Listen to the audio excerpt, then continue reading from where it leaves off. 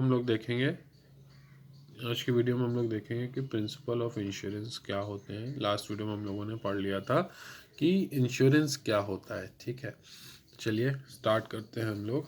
तो basic principle of insurance are principle of utmost good faith.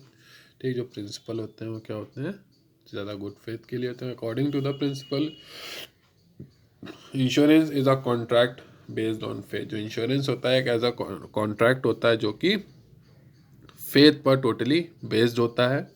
ठीक है, the party should not the insured and insurer must disclose all the materials fact to each other, and both the parties should not hide any fact related to insurance policy from each other। जो insured होता है और जो insurer होता है उसको अपने हर तरीके के मटेरियल का जो फैक्ट होता है वो एक दूसरे से शेयर कर लेना चाहिए। और जो दोनों पार्टीज़ हैं, इंश्योरर और इंश्योर्ड, उन दोनों को जो इंश्योरेंस पॉलिसी है उसके जितने भी फैक्ट्स हैं उनको एक दूसरे से छुपाने नहीं चाहिए। ठीक है, if the insured hides any material fact from the insurance company and later on the insurer comes to know about it, then he can refuse to pay compensation। ठीक है, अगर जो इंश्योर्ड है वो कुछ भी चीज़ छुपाता है अपने मटेरियल के बारे में इंश्योरेंस कंपनी से, तो क्या होता है कि जब वो चीज़ कंपनी को पता चलती है, ठीक है, तो कंपनी कंपनसेशन पे करने से मना भी कर सकती है। ठीक है, failure to make disclosure of material fact by the insured makes the contract of insurance viable at the declaration of the issuer। ठीक है, अब इस डिस्क्लोजर में अगर फेल होता है तो क्या होता है, जो इंश्योर्ड होता है वो क्या करता है, जो जो कॉन्ट्रैक्ट बनाता है इंश्योरेंस का वो क्या होता है, वाइबल होता है और at the discretion of the ensure. ठीक है, जब वो बनता है उसी टाइम पे ही ये डिसाइड हो जाता है कि ये किस तरीके से हम लोग इसको अवॉइड कर सकते हैं।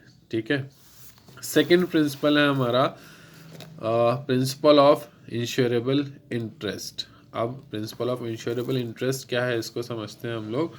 According to this principle the insured must have an insurable interest in the subject matter of insurance policy. ठीक है, इंश्योरेंस के लिए इंटरेस्टेड होना चाहिए। ठीक है, जो इंश्योरेंस पॉलिसी है उसको देख समझ के कि जो इंश्योर्ड है हमारा वो सारे पॉलिसी को समझ गया है। Without interest taking an insurance policy is a gamble and fraudulent activity and law does not permit it. अगर आपको इंश्योरेंस के बारे में ज़्यादा कुछ नहीं पता है, ठीक है, या आपका इंटरेस्ट नहीं है, ठीक है, तो क्या होगा, ये एक तरीके से फ्रॉडुलेंट एक्टिविटी होगी और लॉ इसकी परमिशन नहीं देता है। ठीक है, in case of life insurance the insurable interest comes with the relation two of insured with the person taking insurance policy. ठीक है, इंश्योरेंस पॉलिसी के केस में इसमें क्या होता है कि लाइफ इंश्योरेंस में कि जो इंश्योरेबल इंटरेस्ट होता है वो क्या होता है, किसके साथ होता है, जो रिलेशन होता है इंश्योर्ड का उसके साथ होता है with the person taking insurance policy, जो पर्सन इंश्योरेंस पॉलिसी ले रहा है। ठीक है, आगे देखते हैं इसी में। थर्ड प्रिंसिपल आता है हमारा प्रिंसिपल ऑफ इंडेमनिटी।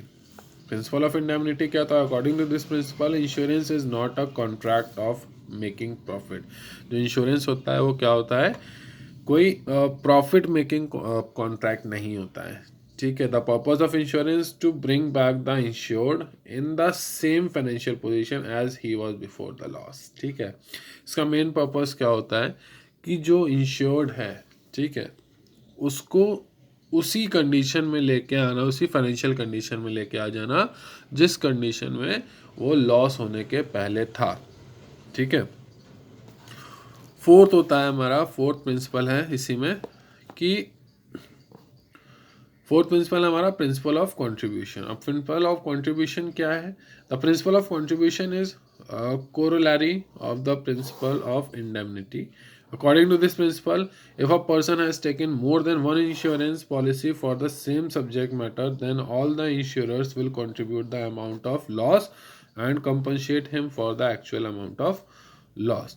ठीक है। आप मान लीजिए किसी पर्सन ने एक ही प्रोडक्ट के लिए अलग अलग तरीके की पॉलिसी ले रखी है, अलग अलग कंपनी से पॉलिसी ले रखी है, तो क्या करेंगे वो सभी, जब उसको लॉस होगा तो उस प्रोडक्ट के कॉस्ट के बराबर जो amount of actual amount of loss है उन सब में कंपनसेट करने के लिए पार्टिसिपेट या कंट्रीब्यूट करेंगे। Separately he can not claim total loss from each insurer. ठीक है, वो हर इंश्योरर से अलग अलग टोटल क्लेम नहीं ले सकता है। ठीक है, the insurer contributes to the total loss in proportion to the amount assured by each.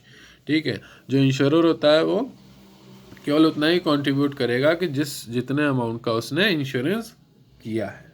ठीक है, आगे देखते हैं हम लोग। नेक्स्ट है हमारा principle of subrogation. Subrogation principle क्या है हमारा, इसको समझते हैं। According to this principle, after paying the compensation the insurer steps into the shoe of the insured. ठीक है, जब कंपनसेशन पे कर देती है इंश्योरर पे कर देता है, तो उसका नेक्स्ट स्टेप क्या होता है, जो इंश्योर्ड है उसके जकड़ के रखना है। ठीक है, in other word, when the insured compensate for the loss or damage to the property insured by her or him, the right of ownership of such property passes on to the insurer. ठीक है, तो जब insurer जो होता है वो पैसा पे कर देता है किसी भी डैमेज का, ठीक है, तो वो प्रॉपर्टी जो होती है वो किसकी हो जाती है, एक तरीके से इंश्योरर की हो जाती है। This is also corollary of principle of indemnity, because once the compensation is given later on, if insured realize some money by sale of damaged property, that will bring profit for him, and insurance is not a contract of making profit। ठीक है, clear है। आगे बढ़ते हैं। Sixth है हमारा principle of cause proxima. Causa Proxima.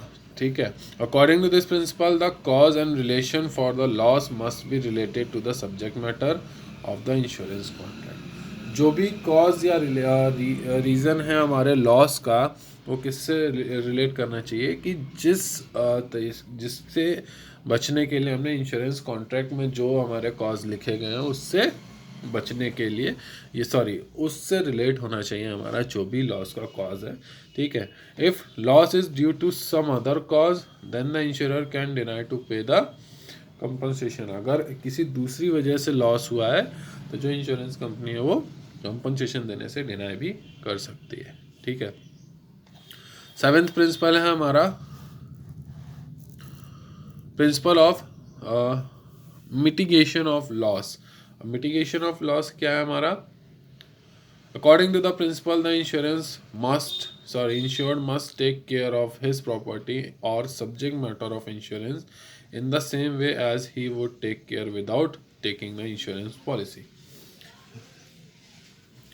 ये जो प्रिंसिपल है इसका मेन मोटिव प्रिंसिपल क्या है, इस तरीके इसका मेन मतलब ये है कि जिस तरीके से इंश्योरेंस से पहले वो अपनी प्रॉपर्टी या जो अपना सामान है जिसकी वो इंश्योरेंस करा रहा है, इंश्योरेंस से पहले जिस केयर से रखता था वो उसको उसी केयर से इंश्योरेंस के बाद भी रखना होता है। ठीक है, the insured should not become careless of his property after taking insurance policy. Ensure जो होता है वो केयरलेस नहीं हो जाना चाहिए उसको जब वो इंश्योरेंस पॉलिसी ले लेता है उसके बाद।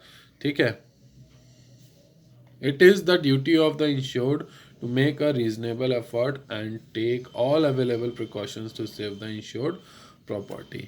ये क्या होती है, जो इंश्योरेंस करा रहा होता है उसकी ये एक ड्यूटी होती है कि जिस भी सामान की वो इंश्योरेंस करा रहा है उसको प्रॉपर केयर के साथ रखे। ठीक है, और जितने भी प्रिकॉशंस ले सकता है उस प्रॉपर्टी को सेव करने के लिए वो प्रिकॉशंस को यूज़ करे। ठीक है, for example if a person has taken fire insurance policy for his house and when fire breaks out he should take all the measures to stop the fire and minimise the loss rather than watching the fire because he get compensation from insurance company. मान लीजिए एक example है यहाँ पे दिया हुआ है कि अगर आपके घर में आग लग रही है और आपने उस घर को फायर इंश्योरेंस करा रखा है घर का, तो क्या आप उसको आग लगने देंगे? नहीं, क्योंकि ये आपकी ड्यूटी है कि आप सारे मेजर्स को फॉलो करें उस आग को बुझाने के। इन केस इसकी जगह पे ये नहीं करना चाहिए कि हम खड़े खड़े देख रहे हैं कि हमने इंश्योरेंस करा रखा है तो हमें तो पैसा मिल ही जाएगा, ठीक है, तो ये नहीं करना चाहिए। ठीक, ये एक मेन प्रिंसिपल है इसका। ठीक है, तो आज की वीडियो हम लोग इतना ही देखेंगे, नेक्स्ट वीडियो में हम लोग इसके आगे का देखेंगे।